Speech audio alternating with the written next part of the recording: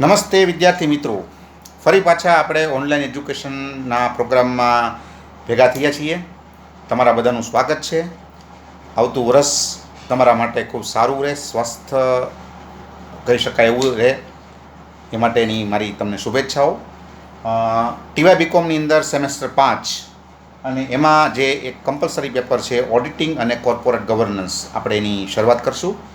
એમાં જે પહેલું ઇન્ટ્રોડક્ટરી પાયાનું જે એક ચેપ્ટર છે ઓડિટિંગનો પરિચય, આપણે એની આજે શરૂઆત કરવાના છીએ. અને એમાં પણ પહેલો જે પ્રશ્ન છે કે જે આપણે સમજવો પડે, જેને આપણે પરીક્ષા માટે પણ યાદ રાખવો પડે અને આપણા નોલેજ માટે પણ જે ઇમ્પોર્ટન્ટ છે એવો ઓડિટિંગનો અર્થ, વ્યાખ્યા અને લક્ષણો, એ પ્રશ્ન આપણે શરૂ કરીએ છીએ. બરાબર છે. હવે સૌથી પહેલી વાત આપણે શરૂ કરીએ પહેલાં એક તમને નાની એવી એક તમને ક્લુ આપી દઉં કે ઓડિટિંગ શું છે. ભલે આપણે એનો વિસ્તૃત અર્થ લેશું, લક્ષણો લેશું, વ્યાખ્યાઓ લેશું, એ બધું વાત આપણે કરવાના જ છીએ, પણ બેઝિકલી એક શબ્દમાં બહુ સિમ્પલી રીતે યાદ રાખવું હોય તો આપણે શું રાખવાનું ઓડિટિંગ માટે, તો કે એક તમારા મગજમાં મૂકી દેજો કે હિસાબોની વ્યવસ્થિત તપાસ.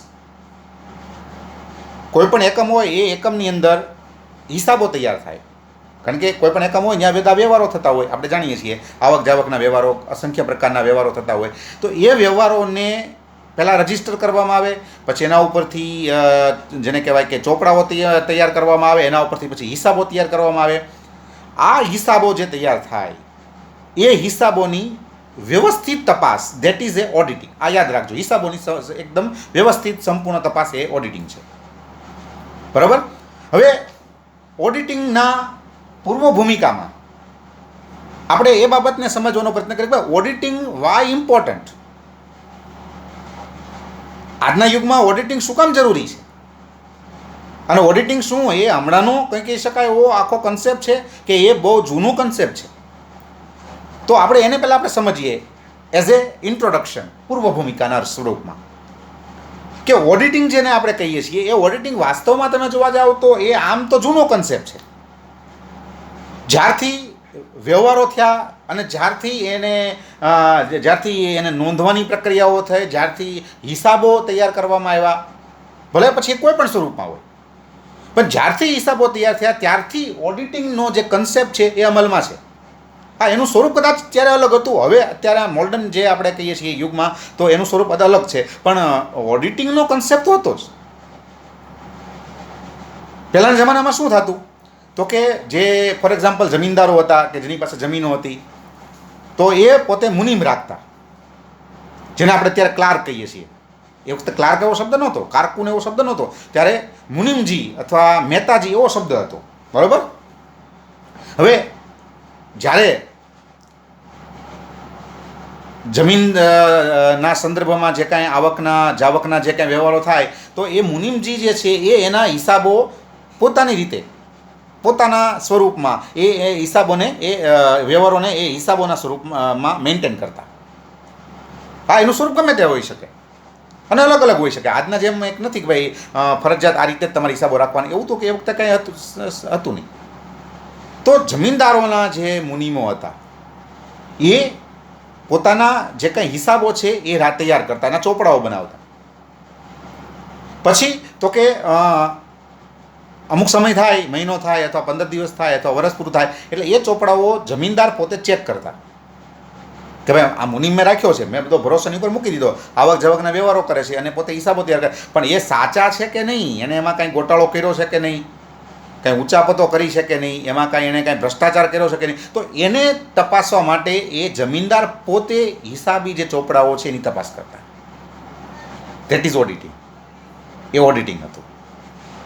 પછી તો કે રાજાશાહીનો જમાનો હતો તો એમાં પણ આ સિસ્ટમ હતી કે રાજાઓ જે હતા તો એ રાજાઓ પોતાના જે કંઈ આવા મુનિમજીઓ હતા અથવા એના જે કંઈ દીવાનો હતા એને બોલાવતા અને કહેતા કે ચાલો ભાઈ તમે અમને હિસાબો આપો, બતાવો કે તમે શું કર્યું શું ન કર્યું. તો જે દીવાન હતા, જે એના ખાસ કહી શકાય એવા માણસો હતા, જે મુનિમ જે હતા, મહેતાજી હતા જેને આપણે કહીએ છીએ, તો એવા લોકો પોતાના હિસાબો તૈયાર કરતા કે ભાઈ અમે આટલો આ રીતે મહેસૂલ ઉઘરાવી, અમે આ કામ કર્યું, એટલા પૈસા ચૂકવા, જે કાંઈ એ બધું એનો હિસાબ તૈયાર કરી અને પછી એ ચોપડાઓ તૈયાર કરીને રાજાને આપતા કે જો આ મેં આ રીતે કર્યું. અને રાજા છે એ પછી એની તપાસ કરતા કે ભાઈ આ જે હિસાબો છે, મારી સામે જે આંકડાઓ મૂક્યા છે, મારી સામે જે કાંઈ વ્યવહારો દર્શાવવામાં આવ્યા છે એ સાચા છે, ખોટા છે કે શું છે. That is auditing. અને હવે એનું સ્વરૂપ બદલાઈ ગયું.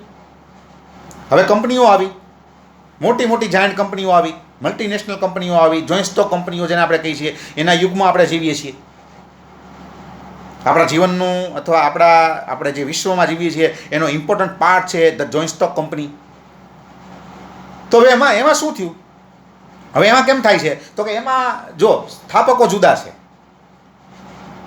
પછી માલિકો જુદા છે.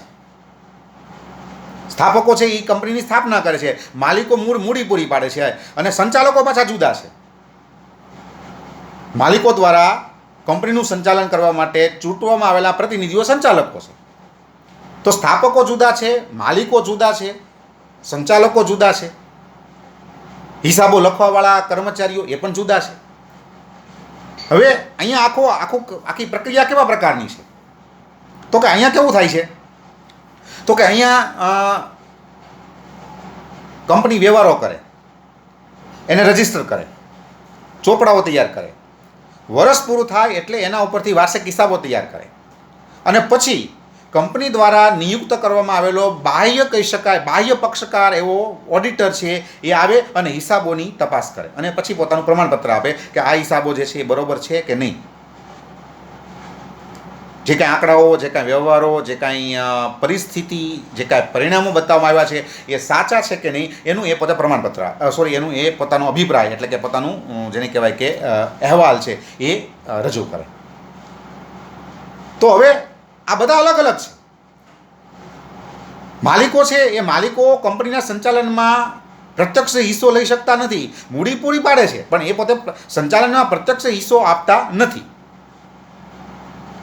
એટલે વર્ષને અંતે એના મનમાં વિશ્વાસની લાગણી ઊભી થાય કે ભાઈ અમે આ કંપનીમાં પૈસો રોક્યો છે પણ આ કંપની બરોબર ચાલે છે, એણે અમને જે પરિણામો બતાવ્યા છે ખરેખર સાચા અને વાસ્તવિક છે. એ માટે ઓડિટિંગ જરૂરી, અનિવાર્ય, ફરજિયાત છે કે કોઈ બહારનો વ્યક્તિ આવે, હિસાબોની તપાસ કરી અને સાચું શું છે એ શોધી અને માલિકો સામે મૂકે કે ભાઈ આ સાચું છે. હિસાબોમાં જે કાંઈ હોય, ચોપડાઓમાં જે કાંઈ હોય, ધેટ ઇઝ અ રિયાલિટી. આ સત્ય છે. અને એ માટે થઈને બાહ્ય ઓડિટરને નિમવામાં આવે છે. કંપની સાથે જેને કોઈ નિસ્બત નથી, કંપની જેને પગાર આપતી નથી, એવા કોઈ બાહ્ય તટસ્થ જેને કહી શકાય એવા ઓડિટરને નિયુક્ત કરવામાં આવે, માલિકો દ્વારા જ કરવામાં આવે, અને એ આવીને વર્ષના અંતે હિસાબો જે કાંઈ તૈયાર થયો ને તપાસ કરીને પછી પોતાનો અહેવાલ આપે કે that is true or not. આ સાચું છે કે આમાં સત્ય કેટલું છે, આ આંકડાઓ દર્શાવે કેટલા સાચા છે, આ પર જે પરિણામો, જે પરિસ્થિતિ બતાવે છે કેટલા અંશ સાચી છે, એનું એ પોતે પોતાનો રિપોર્ટ માલિકોને આપે કે આ સાચી વસ્તુ આ છે. તો માલિકો જેને આપણે શેર હોલ્ડર્સ કહીએ છીએ કે જે કંપનીના સંચાલનમાં પ્રત્યક્ષ હિસ્સો લઈ શકતા નથી, બરોબર છે. તો એવા લોકોને વિશ્વાસ આપવા માટે, એ લોકોના મનમાં વિશ્વાસની લાગણી જણાવવા માટે ઓડિટિંગ, હિસાબોની સંપૂર્ણ તપાસ અનિવાર્ય, ફરજિયાત છે. અને આ માટે ઓડિટિંગ આજના યુગ માટે અનિવાર્ય કહી શકાય એવું એક એલિમેન્ટ છે in the context of the corporate world. તો પૂર્વ ભૂમિકામાં તમે આવી બધી ચર્ચાઓ કરી શકો. હવે આપણે એની વાત કરીએ એના અર્થની. તો પહેલાં આપણે સાદો અર્થ છે આપણો, બરાબર. આપણી પાસે બે અર્થ છે, સાદો અને ટેકનિકલ. સાદા અર્થમાં તમારે જો વાત કરીએ તો તમે કહી શકો કે ઓડિટિંગ એટલે એક પ્રકારની તપાસ, પણ કેવા પ્રકારની તપાસ તો કે હિસાબોની તપાસ, હિસાબી પદ્ધતિઓની તપાસ અને હિસાબી તંત્રની તપાસ. વર્ષના અંતે જે હિસાબો તૈયાર કરવામાં આવ્યા એની સંપૂર્ણ તપાસ એટલે ઓડિટિંગ. જે હિસાબી પદ્ધતિઓ દ્વારા હિસાબો તૈયાર કરવામાં આવ્યા એ કેટલા અંશે સારી છે, એ કેટલા અંશે યોગ્ય છે, એની તપાસ એટલે ઓડિટિંગ. અને જે તંત્ર દ્વારા, જે હિસાબી તંત્ર દ્વારા હિસાબો તૈયાર કરવામાં આવ્યા એ હિસાબી તંત્ર કેટલું કાર્યક્ષમ અને કેટલું પ્રમાણિક છે એની સંપૂર્ણ તપાસ, ધેટ ઇઝ ધ ઓડિટિંગ. તો હિસાબો, હિસાબી પદ્ધતિઓ અને હિસાબી તંત્રની સંપૂર્ણ તપાસ એટલે ઓડિટિંગ. તમે આવું અને કહી શકો, બરાબર છે. હવે આપણે એનો ટેકનિકલ અર્થ જોઈએ, ટેકનિકલી, બરાબર. તો જે હિસાબો છે એ હિસાબોને જ્યારે એના દસ્તાવેજી પુરાવાઓ સાથે કમ્પેર કરી અને એ શોધવાનો પ્રયત્ન કરવામાં આવે છે કે વોટ ઇઝ ધ ટ્રુથ, ત્યારે એને ઓડિટિંગ કહેવાય છે. હિસાબો કે હિસાબી ચોપડાઓની દસ્તાવેજી પુરાવા સાથેની સંપૂર્ણ તપાસ એટલે ઓડિટિંગ. અને આના આધારે નક્કી કરવામાં આવે છે કે જે નફા નુકસાન ખાતું તૈયાર કરવામાં આવ્યું એ સાચું પરિણામ બતાવે છે કે નહીં, અને જે પાકું સર્વેયું તૈયાર કરવામાં આવ્યું એ સાચી આર્થિક પરિસ્થિતિ દર્શાવે છે કે નહીં. આવી જ્યારે તપાસ કરવામાં આવે ત્યારે એને કહેવાય છે ધ કન્સેપ્ટ ઓફ ઓડિટિંગ. આ છે ઓડિટિંગ. હવે આપણે એને થોડુંક સમજવાનો પ્રયત્ન કરીએ.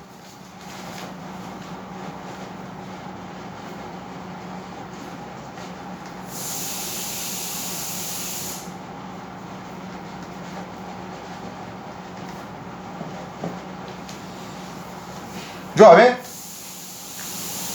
કંપનીમાં જ્યારે કોઈ પણ વ્યવહાર ઉદ્ભવે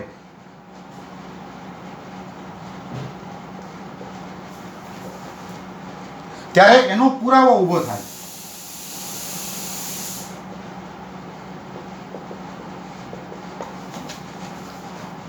ચાલો તમે એ વિચારવાનો પ્રયત્ન કરો કે કઈ રીતે થાય. તો કે પહેલી વાત, જો ખરીદી કરી હોય તો વ્યવહારમાં બતાવે ખરીદી, પણ એ વસ્તુ આમનામ ન માની લેવામાં આવે. એનો પુરાવો ઊભો થયો હોય, એ પુરાવો છે એ તપાસવો પડે. એ પુરાવો હોય એનો, અને એ પુરાવો શું હોય? તો ફોર એક્ઝામ્પલ આપણે જોઈએ, આ ખરીદી ધારો કે ખરીદી કરી તો એનો પુરાવો શું હોય? તો કે બિલ. તમે માલ ખરીદો તો તમને એનું બિલ મળ્યું હોય, એ એનો પુરાવો છે. તો જ્યારે આ વસ્તુની ખરાઈ કરવી હોય ત્યારે આની સાથે સરખાવવું પડે કે ભાઈ અહીંયા 5000ની ખરીદી બતાવી છે, બરાબર, તો એની અમે 5000નું એ તારીખનું બિલ છે કે નહીં? જો છે તો આ વ્યવહાર સાચો છે. આ auditing. Technically that is called auditing. હવે બીજું એક એક્ઝામ્પલ લઈએ આપણે. ફોર એક્ઝામ્પલ કે ભાઈ તમે 10000નો માલ વેચો, એનો પુરાવો ઉદ્ભવે તો કે આ ઉદ્ભવે શું હોય? તો કે તમે જ્યારે કોઈને વસ્તુ વેચો ત્યારે તમારે એને બિલ આપવું પડે. આ બિલ જે છે એ આનો પુરાવો છે. એટલે હવે માની લો કે વ્યવહારમાં 10000 રૂપિયાની વેચાણ બતાવ્યું હોય, બરાબર, તો હવે એ સાચું છે કે ખોટું એને આપણે તપાસવું હોય તો કે એનું આપણે બિલ જોઈ લેવાનું કે આ કઈ તારીખનો વ્યવહાર છે, એ તારીખનું બિલ છે. જો બિલ હોય તો એ વસ્તુ સાચી છે.